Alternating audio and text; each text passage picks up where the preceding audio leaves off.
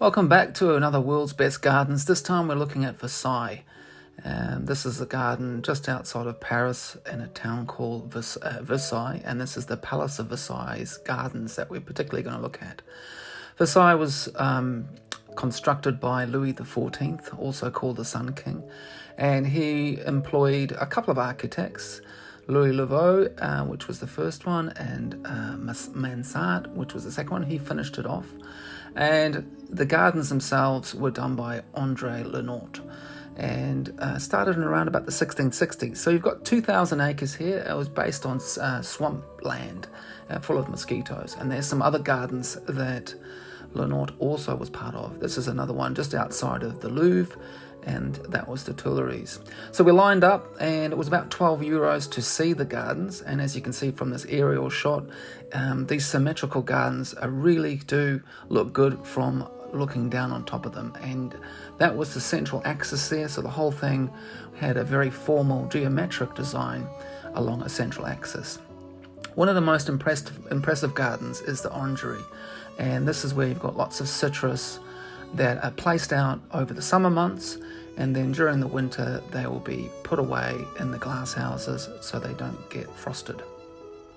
So you've got orange, lemons, pomegranates, and oleander. So yeah, very, very impressive garden, this one, and nicely clipped hedges. This was a garden that is just in front of the palace, and it was looking like a little bit worse for wear. And you can see that it was a bit exposed, and they were going through a bit of a drought at the time, so water was a bit of a commodity. In this particular garden, you've got dahlias and nicotinias and verbenas. Now, one of the most impressive things about these gardens is the amazing use of water in fountains, and there's various fountains that are located throughout the gardens. And this was an engineering feat to get all these working. There was limited water supply, so this could be a bit of a problem.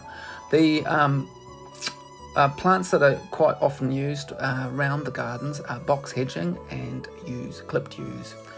And then we're just looking at down that central axis with these two very large ponds with fountains in. So water pressure and getting water to these gardens was a major issue for the various designers involved, including André Lenoir, and he basically would have had to put them on, turn them on and turn them off as the pressure was not there all the time. And so as the Louis XIV walked around, they would turn on the fountains, and as he disappeared around the corner, they would turn them off, just simply because there wasn't enough water pressure. So here you can see the before, and when we got there was a certain time that they actually turned the water on. So we got there just at the right time to see these quite amazing fountains turned on.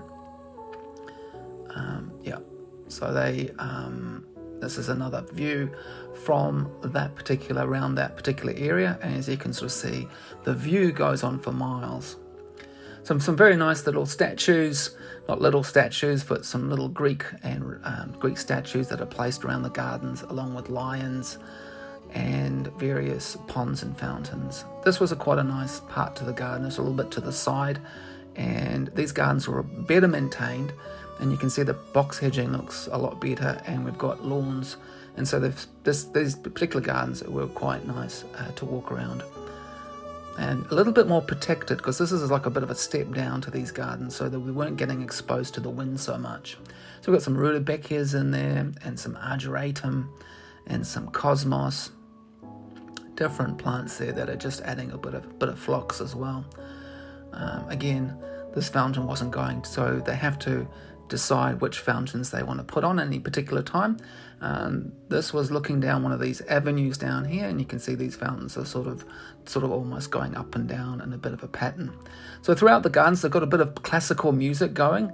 Because these gardens are so large, what we decided to do was hire this little golf cart for about €40 for about an hour, and this was a really good idea because of the size, 2,000 odd acres of gardens. This made life a lot easier. So we got in the cart and we went down some of these avenues down here. And this is when the gardens become a little bit more intimate and a bit more kind of appealing, because you can go down them and the scale of them isn't so massive. You don't feel like you're in a large park. You feel like you're in a more sort of normal sized garden. So again, you'd sort of walk down and there'd be more fountains and more ponds and people walking around. Little electric car, and you could sort of you're given a bit of a track, and if you veer off the track, then the car will stop and you have to reverse until you get back on track.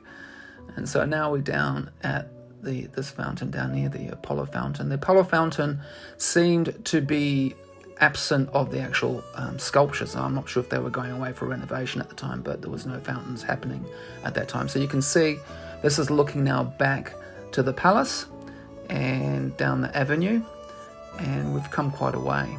And people also were using bikes to get around, and you could hire these boats and go for a little stroll on this canal, which was quite good. Okay guys, we're coming to the end of the video now. So we didn't see everything in Versailles because we sort of got lost a little bit, even though we had a map. Now we're sort of heading back to the original point that we started from. Okay guys, we'll leave it there and we'll see you in the next video.